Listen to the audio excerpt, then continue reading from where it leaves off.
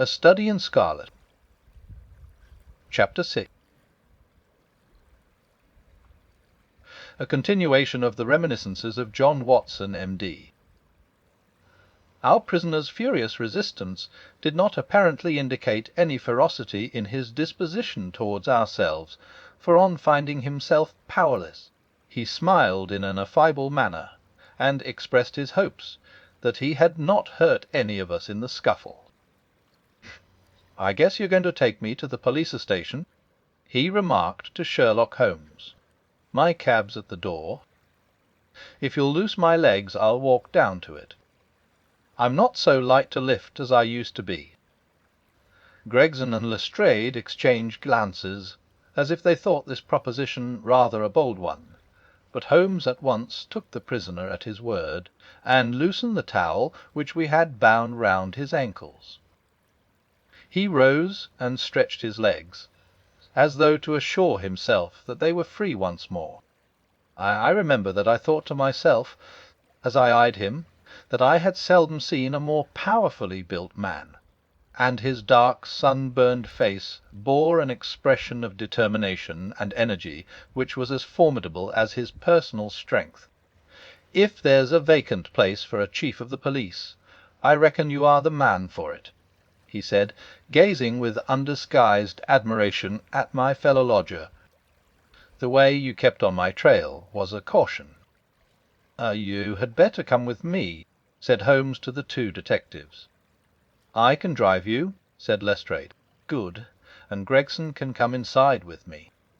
You too, Doctor. You have taken an interest in the case, and may as well stick to us." I assented gladly, and we all descended together. Our prisoner made no attempt at escape, but stepped calmly into the cab which had been his, and we followed him. Lestrade mounted the box, whipped up the horse, and brought us in a very short time to our destination. We were ushered into a small chamber, where a police inspector noted down our prisoner's name and the names of the men with whose murder he had been charged. The official was a white-faced, unemotional man, who went through his duties in a dull, mechanical way. "The prisoner will be put before the magistrates in the course of the week," he said. "In the meantime, Mr. Jefferson Hope, have you anything that you wish to say? I must warn you that your words will be taken down, and may be used against you." "I've got a good deal to say," our prisoner said slowly. "I want to tell you gentlemen all about it." "Hadn't you better reserve that for your trial?" asked the inspector. "I may never be tried," he answered. "You needn't look startled. It isn't suicide I am thinking of. Are you a doctor?" He turned his fierce dark eyes upon me as he asked this last question. "Wes, I am," I answered. "Then put your hand here," he said, with a smile, motioning with his manacled wrists towards his chest. I did so, and became at once conscious of an extraordinary throbbing and commotion which was going on inside. The walls of his chest seemed to thrill and quiver as a frail building would do inside when some powerful engine was at work. In the silence of the room I could hear a dull humming and buzzing noise which proceeded from the same source. "Why, I cried you have an aortic aneurism." "That's what they call it," he said placidly. "I went to a doctor last week about it, and he told me that it is bound to burst before many days passed. It has been getting worse for years. I got it from overexposure and underfeeding among the Salt Lake Mountains. I've done my work now, and I don't care how soon I go, but I should like to leave some account of the business behind me. I don't want to be remembered as a common cutthroat." The inspector and the two detectives had a hurried discussion as to the advisability of allowing him to tell his story. "Do you consider, Doctor, that there is immediate danger?" the former asked. "Most certainly there is," I answered. "In that case it is clearly our duty, in the interests of justice, to take his statement," said the inspector. "You are at liberty, sir, to give your account, which I again warn you will be taken down." "I'll sit down, with your leave," the prisoner said, suiting the action to the word. "This aneurism of mine makes me easily tired, and the tussle we had half an hour ago has not mended matters. I am on the brink of the grave, and I am not likely to lie to you. Every word I say is the absolute truth, and how you use it is a matter of no consequence to me." With these words Jefferson Hope leaned back in his chair and began the following remarkable statement. He spoke in a calm and methodical manner, as though the events which he narrated were commonplace enough. "I can vouch for the accuracy of the subjoined account, for I have had access to Lestrade's notebook, in which the prisoner's words were taken down exactly as they were uttered. It don't much matter to you why I hated these men," he said. "It's enough that they were guilty of the death of two human beings, a father and a daughter, and that they had therefore forfeited their own lives. After the lapse of time that has passed since their crime, it was impossible for me to secure a conviction against them in any court. I knew of their guilt, though, and I determined that I should be judge, jury, and executioner all rolled into one. You'd have done the same, if you have any manhood in you, if you had been in my place. That girl that I spoke of was to have married me 20 years ago. She was forced into marrying that same Drebber, and broke her heart over it. I took the marriage ring from her dead finger, and I vowed that his dying eyes should rest upon that very ring, and that his last thoughts should be of the crime for which he was punished. I have carried it about with me, and have followed him and his accomplice over 2 continents until I caught them. They thought to tie me out, but they could not do it. If I die tomorrow, as is likely enough, I die knowing my work in this world is done, and well done. They have perished, and by my hand. There is nothing left for me to hope for, or to desire. They were rich, and I was poor, so that it was no easy matter for me to follow them. When I got to London my pocket was about empty, and I found that I must turn my hand to something for my living. Driving and riding are as natural to me as walking, so I applied at a cabana's office, and soon got employment. I was to bring a certain sum a week to the owner, and whatever was over that I might keep for myself. There was seldom much over, but I managed to scrape along somehow. The hardest job was to learn my way about, for I reckon that of all the mazes that ever were contrived, this city is the most confusing. I had a map beside me, though, and when once I had spotted the principal hotels and stations, I got on pretty well. It was some time before I found out where my 2 gentlemen were living, but I inquired and inquired until at last I dropped across them. They were at a boarding-house at Camberwell, over on the other side of the river. When once I found them out, I knew that I had them at my mercy. I had grown my beard, and there was no chance of their recognizing me. I would dog them and follow them until I saw my opportunity. I was determined that they should not escape me again. They were very near doing it, for all that. Go where they would about London, I was always at their heels. Sometimes I followed them on my cab, and sometimes on foot, but the former was the best, for then they could not get away from me. It was only early in the morning or late at night that I could earn anything, so that I began to get behindhand with my employer. I did not mind that, however, as long as I could lay my hand upon the men I wanted. They were very cunning, though. They must have thought that there was some chance of their being followed, for they would never go out alone, and never after nightfall. During 2 weeks I drove behind them every day, and never once saw them separate. Drebber himself was drunk half the time, but Stangerson was not to be caught napping. I watched them late and early, but never saw the ghost of a chance. But I was not discouraged, for something told me that the hour had almost come. My only fear was that this thing in my chest might burst a little too soon, and leave my work undone.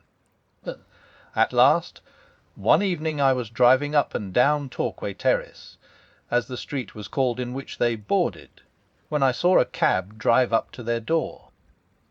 Presently some luggage was brought out, and after a time Drebber and Stangerson followed it, and drove off.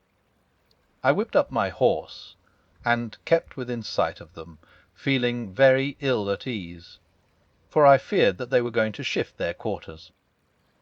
At Euston Station they got out, and I left a boy to hold my horse, and followed them on to the platform.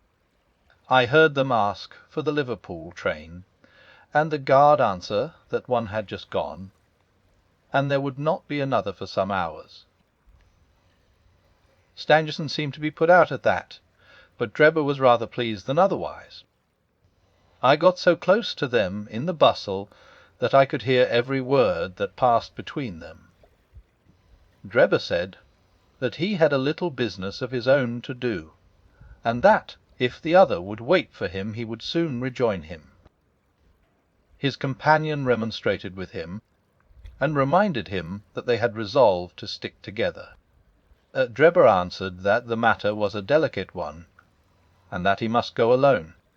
I could not catch what Stangerson said to that, but the other burst out swearing, and reminded him that he was nothing more than his paid servant, and that he must not presume to dictate to him. On that the secretary gave it up as a bad job, and simply bargained with him that if he missed the last train he should rejoin him at Halliday's private hotel. To which Drebber answered that he would be back on the platform before 11, and made his way out of the station. The moment for which I had waited so long had at last come. I had my enemies within my power. Together they could protect each other, but singly they were at my mercy. I did not act, however, with undue precipitation. My plans were already formed. There is no satisfaction in vengeance unless the offender has time to realize who it is that strikes him, and why retribution has come upon him. I had my plans arranged by which I should have the opportunity of making the man who had wronged me understand that his old sin had found him out. It chanced that some days before a gentleman, who had been engaged in looking over some houses in the Brixton Road, had dropped the key of one of them in my carriage. It was claimed that same evening and returned, but in the interval I had taken a moulding of it, and had a duplicate constructed. By means of this I had access to at least one spot in this great city where I could rely upon being free from interruption. How to get Drebber to that house was the difficult problem which I had now to solve. He walked down the road and went into one or two liquor shops, staying for nearly half an hour in the last of them. When he came out he staggered in his walk, and was evidently pretty well on. There was a hansom just in front of me, and he hailed it. I followed it so close that the nose of my horse was within a yard of his driver the whole way. We rattled across Waterloo Bridge and through miles of streets, until, to my astonishment, we found ourselves back in the terrace in which he had boarded. I could not imagine what his intention was in returning there, but I went on and pulled up my cab 100 yards or so from the house. He entered it, and his hansom drove away. Give me a glass of water, if you please. My mouth gets dry with the talking. I handed him the glass, and he drank it down. That's better, he said. Well, I waited for a quarter of an hour or more, when suddenly there came a noise like people struggling inside the house. Next moment the door was flung open and two men appeared, one of whom was Drebber, and the other was a young chap whom I had never seen before. This fellow had Drebber by the collar, and when they came to the head of the steps he gave him a shove and a kick which sent him half across the road. "You hound!" he cried, shaking his stick at him, "well teach you to insult an honest girl." He was so hot that I think he would have thrashed Drebber with his cudgel, only that the cur staggered away down the road as fast as his legs would carry him. He ran as far as the corner, and then, seeing my cab, he hailed me and jumped in. "Drive me to Halliday's private hotel," said he. When I had him fairly inside my cab, my heart jumped so with joy that I feared lest at this last moment my aneurism might go wrong. I drove along slowly, weighing in my own mind what it was best to do. I might take him right out into the country, and there, in some deserted lane, have my last interview with him. I had almost decided upon this when he solved the problem for me. The craze for drink had seized him again, and he ordered me to pull up outside a gin palace. He went in, leaving word that I should wait for him. There he remained until closing time, and when he came out he was so far gone that I knew the game was in my own hands. Don't imagine that I intended to kill him in cold blood. It would only have been rigid justice if I had done so, but I could not bring myself to do it. I had long determined that he should have a show for his life, if he chose to take advantage of it. Among the many billets which I have filled in America during my wandering life, I was once janitor and sweeper out of the laboratory at York College. One day the professor was lecturing on poisons, and he showed his students some alkaloid, as he called it, which he had extracted from some South American arrow poison, and which was so powerful that the least grain meant instant death. I spotted the bottle in which this preparation was kept, and when they were all gone, I helped myself to a little of it. I was a fairly good dispenser, so I worked this alkaloid into small, soluble pills, and each pill I put in a box with a similar pill made without the poison. I determined at the time that when I had my chance, my gentlemen should each have a drawer out of one of these boxes, while I ate the pill that remained. It would be quite as deadly and a good deal less noisy than firing across a handkerchief. From that day I had always my pill boxes about with me, and the time had now come when I was to use them. It was nearer 1 than 12, and a wild, bleak night, blowing hard and raining in torrents. Dismal as it was outside, I was glad within, so glad that I could have shouted out from pure exultation. If any of you gentlemen have ever pined for a thing, and longed for it during 20 long years, and then suddenly found it within your reach, you would understand my feelings. I lit a cigar and puffed at it to steady my nerves, but my hands were trembling and my temples throbbing with excitement. As I drove, I could see old John Ferrier and sweet Lucy looking at me out of the darkness and smiling at me just as plain as I see you all in this room. All the way they were ahead of me, one on each side of the horse, until I pulled up at the house in the Brixton Road. There was not a soul to be seen, nor a sound to be heard, except the dripping of the rain. When I looked in at the window, I found Drebber all huddled together in a drunken sleep. I shook him by the arm. "It's time to get out," I said. "All right, cabby," said he. I suppose he thought we had come to the hotel that he had mentioned, for he got out without another word and followed me down the garden. I had to walk beside him to keep him steady, for he was still a little toffivy. When we came to the door, I opened it and led him into the front room. I give you my word that all the way The father and the daughter were walking in front of us. "It's infernally dark," said he, stamping about. "We'll soon have a light," I said, striking a match and putting it to a wax candle which I had brought with me. "Now, Enoch Drebber," I continued, turning to him and holding the light to my own face, "who am I?" He gazed at me with bleared, drunken eyes for a moment, and then I saw a horror spring up in them and convulse his whole features, which showed me that he knew me. He staggered back with a livid face, and I saw the perspiration break out upon his brow, while his teeth chattered in his head. At the sight, I leaned my back against the door and laughed loud and long. I had always known that vengeance would be sweet, but I had never hoped for the contentment of soul which now possessed me. "You dog," I said, "I have hunted you from Salt Lake City to St. Petersburg, and you have always escaped me. Now, at last your wanderings have come to an end for either you, or I shall never see tomorrow's sun rise." He shrunk still further away as I spoke, and I could see on his face that he thought I was mad. So I was for the time.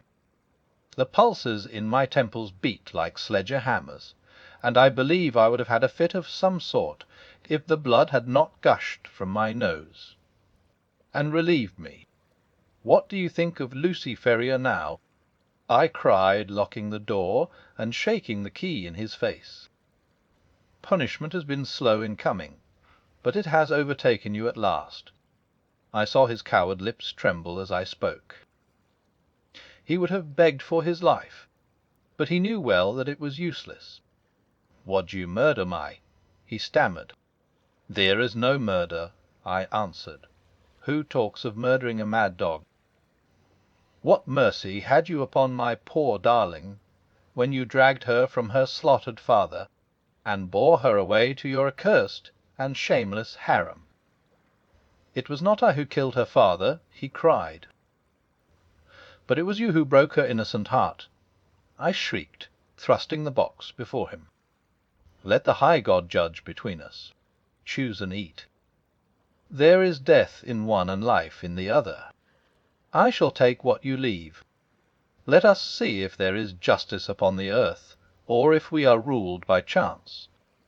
He cowered away with wild cries and prayers for mercy, but I drew my knife and held it to his throat until he had obeyed me. Then I swallowed the other, and we stood facing one another in silence for a minute or more, waiting to see which was to live and which was to die. Shall I ever forget the look which came over his face when the first warning pangs told him that the poison was in his system? I laughed as I saw it, and held Lucy's marriage ring in front of his eyes. It was but for a moment, for the action of the alkaloid is rapid. A spasm of pain contorted his features. He threw his hands out in front of him, staggered, and then, with a hoarse cry, fell heavily upon the floor. I turned him over with my foot and placed my hand upon his heart. There was no movement. He was dead. The blood had been streaming from my nose, but I had taken no notice of it. I don't note it was that put it into my head to write upon the wall with it. Perhaps it was some mischievous idea of setting the police upon a wrong track, for I felt light-hearted and cheerful. I remembered a German being found in New York with Rach written up above him, and it was argued at the time in the newspapers that the secret societies must have done it. I guessed that what puzzled the New Yorkers would puzzle the Londoners, so I dipped my finger in my own blood and printed it on a convenient place on the wall.